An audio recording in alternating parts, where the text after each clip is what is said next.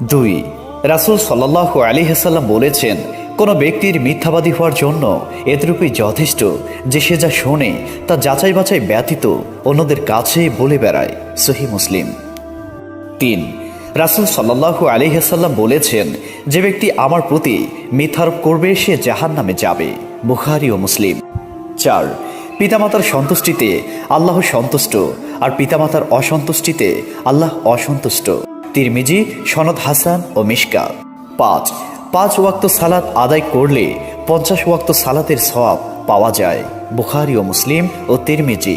হাদিস নম্বর 6, ব্যক্তি এবং শিরক ও কুফরের মাঝখানে সালাত ছেড়ে দেওয়াই হচ্ছে ব্যবধান। মুসলিম ও মিশকাত। কিয়ামতের দিন বান্দার কাজ সমূহের মধ্যে সর্বপ্রথম সালাতের হিসাব নেওয়া হবে। সহিহ তিরমিজি, ইবনু মাজাহ।